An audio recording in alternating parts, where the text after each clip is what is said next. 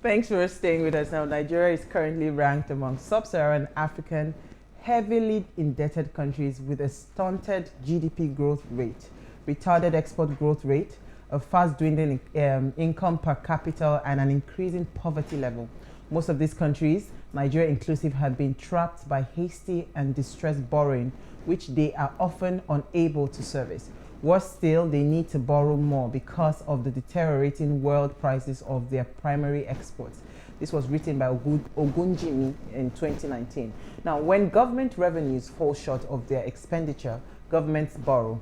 Public debt is thus a critical tool for government to fund public spending, particularly when it is difficult to raise taxes and reduce public expenditure. So over the years, this process has left most governments with massive outstanding debt. Reasonable borrowing to finance public and infrastructure development are the key to faster economic growth. But excess borrowing without appropriate planning for investment may lead to heavy debt burden and interest payment, which in turn may create several undesirable effects for the economy. Now, what impacts do you think this might have, the loans that we've been taking in Nigeria, on the Nigerian economy and for us as a people? Now, please let us hear what you have to say. Remember, you can join the conversation. Send us an SMS or WhatsApp to 081-803-84663. So, interesting. I just want to hear your two cents. Because you remember you touched on something yesterday, which is very, very difficult. Because I think, who was with us yesterday? Norma and Milola. When you talked about the Senate trying to propose a 3 trillion target for internally generated revenues, and you really can't tax an economy that the people are already suffering. You can't. How do you get that money? VAT is not 7.5 now. It's reached 10.5. So what? Yeah. But what do you think? What do you think? How do you think this would impact us? Honestly, I just want to hear from our guests. The only thing that comes to my mind now is how Rotimi Amechi will always respond. He will tell people, "Are you not seeing infrastructure? Don't we need it? We need it, and we are giving it, and Nigerians are going to enjoy it." So I'll just allow the guests to tell us how we enjoy it. Absolutely. And they won't have to sell us one by one to pay the debt. When are you the first come for? You resemble them. Okay. Economy and the people. All I can think about is the fact that things are super expensive right now. Super, super expensive. So I don't know if it's as a result of the debt. I don't know if it's as a result of what we are currently going through worldwide. But like Madame said, let's wait I for really our guest. want to hear from the expert. All right, so what he has Bamidele Adewole is an experienced investment advisor, consultant, and personal finance coach with a vast corporate experience in investment research and advisory, investment banking, financial strategy, financial analysis, stock broking, investor relationship, real estate, advisory, sales, business valuation, and business development. You see that he has everything. It's really for us. He has facilitated several seminars, webinars, and trainings where he has provided rich and celebrated perspective on issues within the financial market. He runs a real estate investment and development company called PWAN Stars, based in Lagos, Nigeria, and he's a friend of the house because it's not his first time here, and he's joined us live in studio. Thank you so much, Bamidele, for coming. Yeah. Thank you for having me. So this matter, what I'm just saying is, okay, we've not finished to solve our problem from China. We're now moving to Europe. Because when I took the story yesterday when the Minister for Transportation was saying that they are looking away from China now because China is not answering us, that now they are trying to look how they can source for European funds. Yes. So I'm just wondering, first of all, let me even ask a very common question. Why would China decide to say they are no longer funding us? Do you understand? Why and what is the implication for that in terms of, the debt that we already have with China and now looking into Europe? So how is that working out? Okay, thank you for that question. I think China could have their reasons. It could be anything. It's possible that perhaps they've gotten to their limits, because I know certain countries have limits regarding how much they lend out. So perhaps they have a limit for Nigeria, and they've gotten to that limit, and they're saying, look, guys, we've done too much for you already. Okay, why don't you execute based on the monies we've given you in the past. Let's see how well you're able to turn that around before you then come back to ask for more. I mean, and it happens even in the private sector. Sometimes a bank will decide they cannot lend to a particular company anymore because they've gotten to their limits. And then, so what they're saying is, look, execute, implement, and let's see how we're able to turn around the funds that I've given you, so that once you turn it around and you do it successfully, you can then come back later in the future. So I suspect that is what is happening. China has probably just telling Nigeria, look, let's just leave things the way they are for now. That's what I suspect is happening. So, but if they say they have a limit, shouldn't we have a limit in the amount that you're supposed to be That's a good question. I think, look, let me answer that question from this angle. I would like to look at it from the angle of how did we even get here in the first place, right? What's the reason? Why are we in this position? And I would like to take it from two angles. One, the political angle. The other one is the economic angle. From the political angle, obviously, it means clearly we've had issues around governance, we've had issues around leadership, issues around corruption, issues around this mismanagement of public funds and all of those things. That is part of what has led us to where we are today. Because in reality, our internally generated funds, all things being equal, should be enough to fund these infrastructure deficits. But it's not enough because of those governance issues. Now, those are the political issues, and they can only be solved politically, right? Now, we then have the economic issues. Yeah. What are those economic issues? She touched on the issue of inflation and things going up and all of those things. That's economics. Why do we have a growing inflation? Because it's simple. We don't have enough infrastructure to support the economy. The more infrastructure you have in an economy, the lower, all things being equal, the lower the cost of goods and services. Why? Because businesses are able to thrive, right? Cost of production goes down when you have infrastructure, because you can produce things cheaper. I mean, I run a company, and I know how difficult it is just to render services, because I have to run a generator almost 24/7. I have to buy diesel all the time. I have to pay for this. I have to pay. You know, there's just so much. The overheads are so high. And how do you reduce those overheads? It's by providing infrastructure, okay? Now, there's a problem. We have a debt burden that has to be sorted out, right? But we also have an infrastructure deficit that we need to meet. So how do we then meet in the middle? How do we then create a balance? Now, if you look at statistics, if you look at ratios, our debt to GDP ratio is actually not too bad. Debt to GDP essentially measures how much, in layman's terms, right, how much you owe versus how much you have in terms of your net worth. So take, for instance, your net worth is, say, maybe 100 naira, and you owe maybe 20 naira, or maybe 80 naira. Your debt to your debt to GDP ratio in that case would be 80 over 100, which is 80%. Okay, so our debt to GDP ratio is about 34%, I think, or thereabouts, which is really not too bad based on internationally set benchmarks, right? Where we have a problem is our debt service ratio. Debt service ratio. Debt service ratio essentially measures the debt repayment obligations as a proportion of your revenues. Now, our debt service ratio is about 98%. Yes, too. So what that means is that for every 1 naira that you earn as a country, you're literally spending 98 kobo on debt service. Oh, wow. That's horrible. So that's where the problem is. So it's not so much the debt that is escalating, because debt to GDP is not bad, really, compared to other countries. A lot of countries actually have worse debt to GDP ratios than we do, but their debt service ratios are better than ours. So what does that tell me? That tells me that obviously we have a revenue problem. So It's not the debt that's the problem, it's the revenue. I like that you're breaking this down, and for a layman like myself, which is what I am on this table today, if your brother or anybody close to you goes to the bank to get a loan, or even this regular new easy to get loans for normal people, right? You get loan and you don't repay, and you go to the next person to get loan, you don't repay.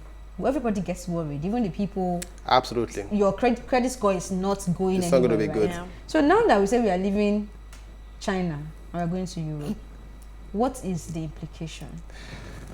Okay, for me, it's not so much about whether it's China or Europe or US or whoever it is. I don't think that's really the question to be asking. I think the question to be asking is, do we need to borrow?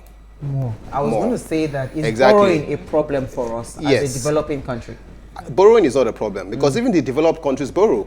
I mean, the US is one of the biggest, if not the biggest borrowers, if you like.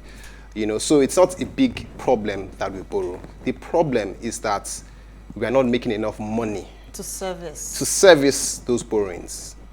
That's the problem. Well, you said something when you were speaking about infrastructure and the need for those infrastructure. Yes. I remember earlier when I was speaking, I was basically quoting the Honorable Minister because that's what he will tell you. We need those Exactly. infrastructure to be able to bring Nigeria to where we really want Nigeria to be. Correct. Looking at it from that angle, right, do you think, would you see a lot of reasoning for where they're coming from, especially with the fact that we don't have this money? Yes, I understand the internal revenue part that we need Yes. to sit up, we need to do things, but we also need infrastructure. We need all Correct. these wheels that are going on. So, looking at it from their angle, is there a positivity for you? Yes, I think there is some positive from what they are saying. However, we need to be very careful, right? It's not enough to just say you need to borrow money for infrastructure. Okay. The question is, what infrastructure are you doing? What is the type? Because infrastructure is really almost like a buzzword, really. Anything can be infrastructure. It's Even vague. buildings, it's very vague, really. Really, what I think we should be talking about is what are the types of infrastructure that you are actually spending this money on? Are those infrastructure revenue generating infrastructure?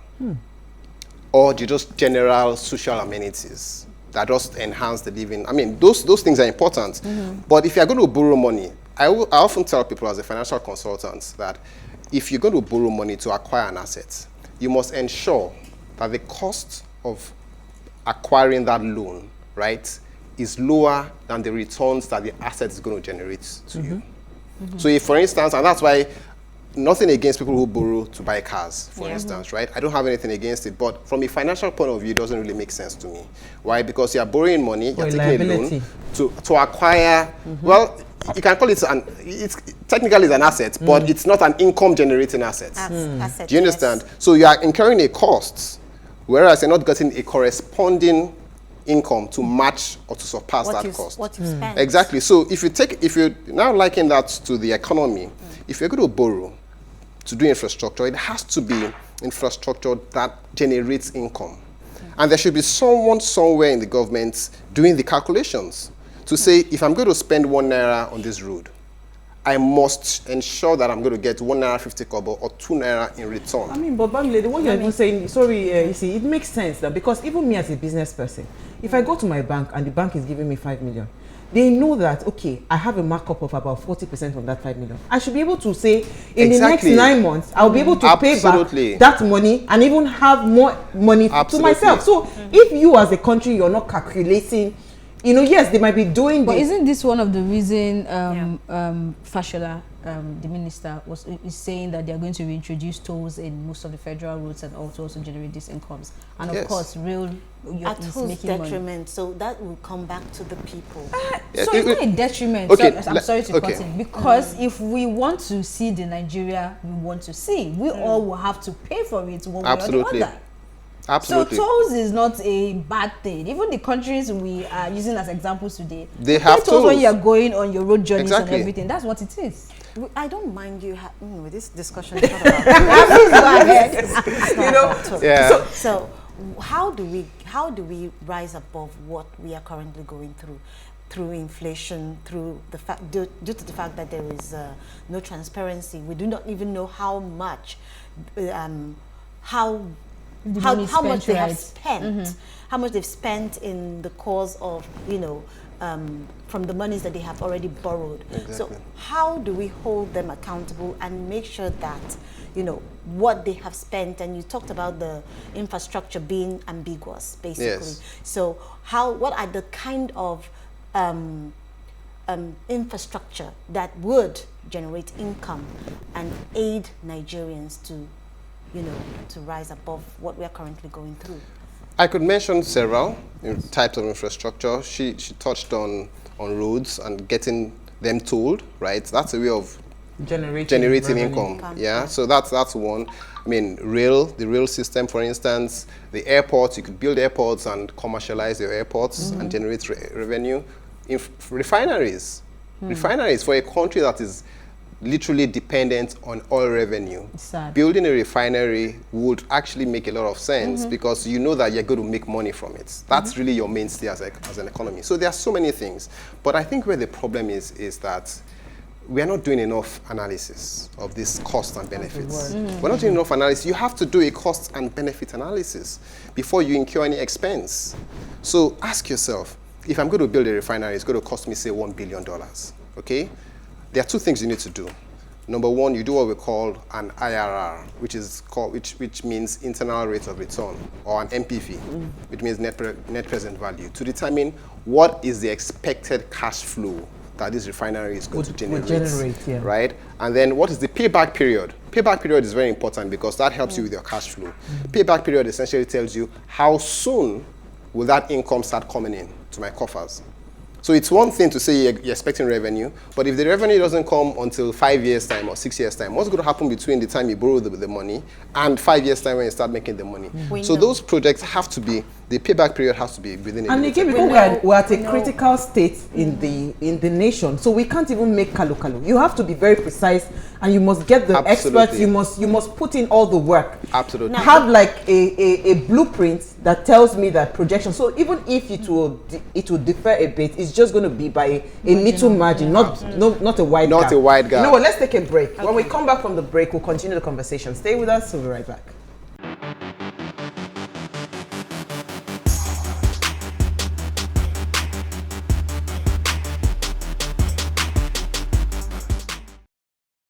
All right, so if you just tuned in, we're having an amazing chat with Bamidele Adewole on loans, its impact on the Nigerian economy and us as a people. Now, please let us hear what you have to say. Remember, you can join the conversation. Send us an SMS or WhatsApp to 081-803-4663.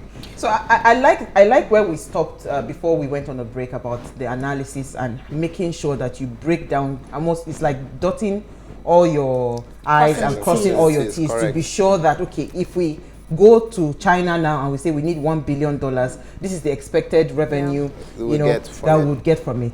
Okay, so today I saw a very funny video on Instagram. A train that was going from Kano coming to Lagos, it broke down. I just saw the video. Wow. And the person was doing a video that they've been there for the past how many minutes, nobody this, that, they're in the middle of nowhere. Infrastructure. So now, because Isi touched on it and I thought that was where she was going to. Because of the transparency, the issues of credibility, and even the quality of what we even invest, what is it costing us as a people? To buttress what you just said, I was going to say, since the government, they haven't done their data analysis, they've not analyzed what it will cost, what it will entail for them to, do their due diligence, and they've continued to gather more monies or collect more monies or more loans from China and decided to go elsewhere now. What will the people stand to gain? How would we, since the government is not standing up for the people, how can we, the people, stand up for ourselves? How can the people stand up for us? I think that's really more political than anything else, because in terms of the loans, that's what I'm saying. Okay, in terms of the loans, yes, I think the problem is just, I think there's very little transparency in terms of how things are. There is practically no transparency. There's almost no transparency. So with us here, we read in the papers, the government is taking 4 billion, taking 5 billion. We don't even know what exactly that 4 or 5 billion is, how it's been dispersed, what it's been used for, what are the, I think there should be a bit more transparency in terms of how things are being done. And I also think there should be a lot more accountability. So I would like to see a situation whereby, beyond just borrowing the money, the government releases a blueprint regarding how they intend to disperse, what specifically they are spending the money on. Let's see the numbers. Come out open, be clear to us. So I was going to say that, so, sorry, Isi. So the question I asked is not even so much of even that part. It's more of even the quality. So it's one thing for you to say, Bamidele, you're taking $2 billion from the bank. Yes. And it's another thing for you to go and invest in probably maybe an outdated Absolutely. What's it called, infrastructure Structure. that will not serve the purpose that is supposed to serve. Correct. So in the end, you have invested. It's not, you have even been transparent. You have shown you've broken down everything. But why are you laughing? But the infrastructure you have invested in is the wrong infrastructure, because it will not even serve maybe the next 2-3 years. You're now thinking of maintenance and all of that. So I need you to be able to break it from an investor's mind's eye. You know, what is it costing us not investing even in the quality of the things, the infrastructure that we are supposed to be investing in? I'll tell you one thing. It's intentional. One of the things I think we should be doing is ensuring that our projects are self-funded, self-repaying. Self-repaying means that there's something called non-recourse loan. There's full recourse loan, there's partial recourse loan, and there's non-recourse loan. A non-recourse loan is a loan that you take, right, for a project for which the project can fund its repayments. Do you understand? So you don't have to revert to the government to repay the facility. Yeah, exactly. So if you are building a refinery, for instance, right, it should be done in such a way that the income generated by the refinery itself pays its own loan. But what we have now is that the government just takes the money, they start to spend the money on these projects. Whether they're making money, they're not making money, we have the obligation. So you go into your treasury account and then you use that money to pay the loan. That shouldn't be the case. I would like to see a situation whereby projects are actually funding themselves. That way, you know that if you are investing in projects A, B, C, and D, right, as long as all those projects are generating income, and the income that they are generating should exceed the amount of money that was used to fund them in the first place, then you are good to go. You don't have a problem. How can the project fund itself when a train that is not up to 2 years is already broken down? Please, how will it fund? Okay, so I was laughing. You're asking me why I'm laughing, because this is... You said something about us doing proper cost and benefit analysis, and that's where we should focus on, right? And by we, I'm guessing you're saying those that want to ask questions and those that want to know. And then she touched on transparency, because we do not have that. Right? I will still go back to Rotimi Amechi, unfortunately, because he's the one on that seat. And when I want to know what is going on, I listen to his interview because he's supposed to give us information. So each time he's asked about the loans and the repercussion or the implication, right? Of course, he goes the route which I've mentioned, are you not seeing infrastructure and all that? And then he goes a little further to tell you that the loans are tailored in a way that ensures that the company that is executing the project comes from China. They get the money, that the government isn't getting the money. You're not touching the money. Yeah, and then you heard that too, right? And they execute it. So if we are saying that we are getting a below the par infrastructure right now, because that has come up over and over again and they keep defending it, are you saying that we have people who cannot negotiate properly for Nigeria, right? And if that is the case, because I don't want to believe that these loans are going on and we don't have anybody or somebody up there being able to do this cost and benefit analysis and think about Nigeria as my country for the person and say, we need to move forward. How does this benefit us? So where do you think the problem really lies? Because it's not like we're not asking questions. We are, and I'm giving you the answers that they are giving us. So where do we go to if we're saying we want this to be done in this certain way? Are there bodies? Are there portals? Where do we get this analysis, and how do we even ask the right? Who do we ask? That's a tough one to answer, because really and truly, you know, anything that has to do with the government, there's always a level of bureaucracy and all sorts of bottlenecks. And, you know, if it was the private sector, it would have been a lot easier, right? You could always walk up to customer service or walk up to some, you know, but when it comes to government, it's a bit trickier, right? But I'd like to touch on something. I think part of the challenge that we have is not just the fact that the projects are not returning the revenues that we expect them to return, right? But also the fact that we are not even generating revenues that are sufficient to sustain and to service the loan and to sustain us as an economy. So those are bigger issues. And that's why our debt service ratio is up to 98%. There's no reason why it should be that high, right? Now, why do we have those problems? First and foremost, our tax to GDP ratio is one of the lowest in Africa. It's just about 7%. Why is it so low? It's not because the rates are low. The rates are not, they're not low at all. They are quite high. In fact, they should actually even be lower, right? It's because our tax system is very inefficient. Collection and corruption. Collection, there's corruption, there are leakages, like all sorts. So we are undertaxed in terms of the revenues that we generate from taxes. Okay, so that's one. Then, of course, there's the political side as well, the leakages, the corruption, and all those things. Those things depress our revenues. But then there are also a few other reasons. I think as a country, there are certain assets that we have on our books that should not be kept by the government. I think those assets should be privatized. Those assets should be sold off. Examples. Right? Examples, for instance, the airports. There is no reason why the government should continue to manage and maintain an airport. They are not, clearly, They're not equipped. They're not equipped. They're not competent enough to do But that.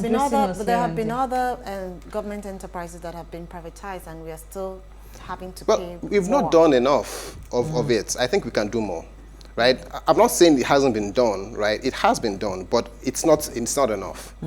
We need to privatize as many of these. The airport is supposed to be one of the biggest revenue generators. Just give it to a private company Business, that that understands how to run an airport, and they will turn it around. And there's so much income that can be generated from the airport, especially the airports in Lagos and maybe Abuja.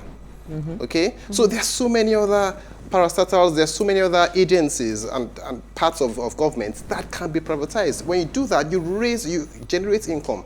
Public-private partnerships, right? We need to do a lot more PPPs. For instance, there's no reason why the government needs to be spending all its money on building roads itself. You don't have to build the roads. You could partner with the private sector, okay? Bring the funds in. I'll provide the approvals, I'll provide the concessions, I'll provide the land, I'll provide documentation. Just come, bring your men, bring your expertise, bring your capital, build, and you can generate your income through tolling. So I agree with you, because even when it seems like they are thinking towards that direction, you realize that that opportunity is also open to certain people in the society. Because what you mentioned about them not building road directly, you've seen that happen with Dangote, for example. Yes. And it has like a tax, what's that Holiday. thing called? Tax rebates and all those things. That. Yes. But I don't think that's the only multi-billion dollars company in Nigeria. That I mean, every day in the news we're hearing one fight with MTN or the other, right? So there is a lot more that can be done, and even when we want to think outside the box, I believe that we should think outside the box on a general playing field where everybody can really come in. Well, we're even going too far when we are going to corporates. Individuals, please, if you want to build your road on your street, your estate, do you know how much and how difficult it is for you to get that done? Because they will frustrate you. They will tell you it's not supposed to be done, it is not your job, it's the job of the government, and the government is not doing it. And you don't realize that this is just a cash cow for them, so that the next person that comes will keep collecting contracts and saying, I'm building this road for my local government because it wants to. So, see, the problem is multifaceted and it's really annoying. So that is why let me come back to this. Let's look at this. We know that we have an idea that long-term loans can be better. So in this context, do you think that if it had been a short-term loan for Nigeria, basically we would have been able to pay it off with undermining the fact that inflation might come to play or not? Okay, so you're suggesting that we do short-term investment instead of long-term? If we did do a short-term loan, basically currently with the Chinas and the Europe and Europe, basically, do you think it would have been beneficial to us if we had done a short-term loan and would not be in the mess we are in today? I think from a cash flow perspective, long-term is better because the longer the tenure of the loan, the smaller the amount of cash. Not necessarily the cost. The cost might actually be higher if it's long-term, but the cash outflow obligations will be lower. And remember that we're looking at a dwindling revenue and a revenue that is not sufficient, right? So we need to ensure that our cash flows are as low as possible. So to the contrary, I think it's actually even better if we have a longer term. However, the interest rate should be concessionary. And I know that part of the reasons why we like borrowing from China is because China typically provides concessionary facilities. And those banks, those DFIs and MLAs, they typically provide facilities and they actually monitor the implementation. So that's part of the reason why I would probably be a bit inclined towards the China facilities, because they don't just give you money and say just go and do whatever you want to do with it. Is that why we are also more inclined to China loans than the I suspect AFDB loans? Because people have raised concern about that as well. Because why do we go all the way when we have such opportunity here as well? What you just talked about, is that one of the reasons? Yeah, that could be one of the reasons. That's one of the reasons. And I think China also provides the rates are a bit lower, because you also have to look at the cost as well. So if the rates coming from China are lower, then obviously it makes sense to go to China as well. Let's bring it home. Okay. How is this impacting us as a people? How is this going to affect us, and what should we be doing? You are a financial advisor, so I have all of these problems hanging around economically in the country. So what should I be doing as a person, to secure at least my financial stability? Invest in dollars. No way. Invest in dollars, and the naira is just going to suffer for it. She said as a person, not as a country. Well, as a person, I think you just have to double up your hustle, to be honest, because truth of the matter is that there is no two ways about it. Things are likely to get worse before they get better. Yeah, definitely. That's just the reality. We have to be honest with ourselves. True. We can't expect to solve the problems that we are faced with overnight. It's going to take a lot of pain. It's going to take a lot of trial. It's going to take a lot of tribulations and all of those things, right? Because we need that infrastructure deficit. We are talking $2.3 trillion. The estimate. It has to be, you have to fill that gap. And that is going to come at a cost to the economy. And anything that costs the economy would cost the common man, right? In several ways. Inflation and all of those things, right? Inconveniences generally. Yeah. So what I think would happen is that the common man is going to feel the pinch over the next couple of years, whether we get it right or not. The common man is feeling the pinch. It's going to get worse. You know why I say this, because again, part of what we are clamoring for removing of probably subsidy, for instance, because we are trying to, because I just want us to have clarity of what we are facing as a country. So maybe we'll position ourselves for not just the hustle, also for the suffering. So that if it is to remove the subsidy for now, so that we can have income to be able to service this debt. Absolutely. So I'm just like trying to find the solution here, where we are not thinking, oh, it has to be business as usual. Because if we continue like this, we will just implode as a country. Absolutely. Right? So maybe we should start, why are you looking at me? We should start looking in that direction. Yeah. Now, they did the tariffs for electricity. Yeah. I mean, some estates now, where my sister lives, the estate, the electricity bill is crazy. But what I normally would pay, what I normally would pay for a month, you understand, maybe 20K for a month for a very small space, I'm paying that 20K for 2 weeks. So now I'm doing twice that amount of money in a month, right? So, I mean, those are the kinds of things that probably I am thinking, should we just continue to be prepared for that, double our hustle, make more money to be able to survive. Because that's where if we continue at that pace, I think we might eventually, there will be a respite if there's some level of transparency and honesty again with the funding. Absolutely. Right? Is it not in the same economy that will double the hustle? is I want to know, is there another comment, please? Okay. So Osaro from Warri Delta State says, I think a commission should be set in place to strictly hold people in the government accountable for every single naira used from the loan. Okay, agreed. Thank you, Osaro. But please, who exactly is setting it up as well? Is it the same government? That's why I said some of these issues are political. You know? Because when people talk about reducing cost of governance, right, as one of the major ways through which you can generate income for this infrastructure. But the question is, how do you ask the people who are enjoying this costs cut themselves off to reduce their own costs? Do you understand what I'm saying? So it's really a bit of a difficult situation, because it's political. You have to fight corruption, and fighting corruption is not something that happens overnight. It takes political will. I know our time is almost so let me say this. And NNPC are building roads. So nice. Okay. Yeah, go ahead. Okay, but there is no name here, and it says debt to revenue ratio is not 98%, but 70% just for corrections. So we stand corrected. Thank you. Okay, I think there's been quite a bit. Some say 70. I've seen 70. I've seen 80. I've seen 90, 98. All sorts of reports. I know part of the problem we have in this country is data. We're not even sure what data is correct and which is not. Yeah. Okay, so I just wanted to quickly ask. You have mentioned corruption a couple of times in this conversation, and you just said now fighting corruption. And I know that, our president is getting ready to leave the office, so much so that he's not even interested in who takes over, according to him. How would you rate our fighting corruption in the last 7 years? Is there progress? Would you say you're seeing any progress? Progress, that's a difficult question to answer because we don't have the numbers. So anything I say is just based on my own perception and just estimates and all of that. I would say that I don't think there's been any significant change, really.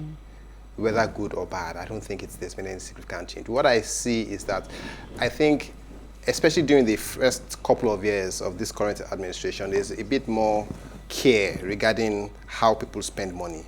During the last administration, people were spending money anyhow. I am a player in the real estate space. I run a real estate company, and I know how people were buying houses those days. You see someone just write a check of 500 million to buy a house in Ikoyi, or 400 million. All of that sort of changed over the first 1 or 2 years of the current administration. But then that doesn't still guarantee that corruption has reduced. Okay, so if I were to give a sort of a guesstimate, really, I would say it's really neither here nor there. I don't think there's anything significant that has changed. In fact, most people will probably even argue that it's even gotten worse now than it was in the previous administration. So the fight continues. So if you had one thing, like a one-on-one with the finance minister, what would you be counseling her on, for instance? I would ask her to get a team of financial experts to do and I'll keep mentioning it, the cost-benefit analysis. Before you spend any naira or any kobo on any project whatsoever, you must ensure that you do a thorough appraisal. It's called a project appraisal, right? So that you are sure that the money you are generating from that project is enough to pay back with something to spare, okay? That's the first thing. And the second thing, the payback period of the project must be within a short period, 1 year, 2 years maximum. That's what I would suggest. But I also want to say something. But I said short-term loan, and you said the long-term is better. No, short-term payback, not necessarily. The loan can be long-term, but the payback in terms of the revenue that comes in should be short. Right. I was also going to mention the Infraco. I don't know if you've heard about Infraco. Yeah. Infraco is a body that was set up by the government with the responsibility to raise 15 trillion naira for infrastructure. That's what they were set up to raise. And I think why that's a bit of good news is the fact that there's a heavy presence of the private sector. Okay. So fund managers, I think about fund managers have been appointed, and I think there's also a financial advisor that has been appointed. So their responsibility is to look at all our infrastructure, look at the deficits, and then look for projects that can fall within what is required to be funded, okay, and then seek funding from various sources like the CBN, the multilateral agencies, development financial institutions, all sorts of institutions, get those monies in and then manage the monies, manage the disbursements, manage the implementation, and when would this manage take the effect? reporting.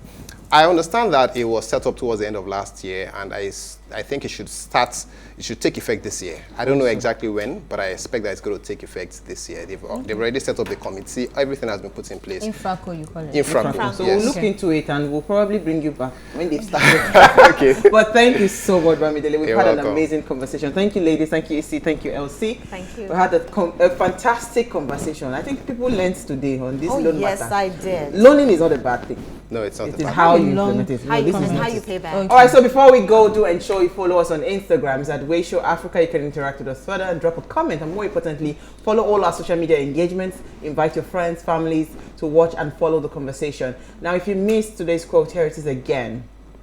African leaders should not turn the continent into a giant collector of donations and loans from wealthy nations. They must find other plausible means to help establish their economic security so as to minimize poverty. This incoherent blunder on the mainland must be scrutinized. Our guest has said to us that we have to find a working document to monitor the money. we'll bring him back again.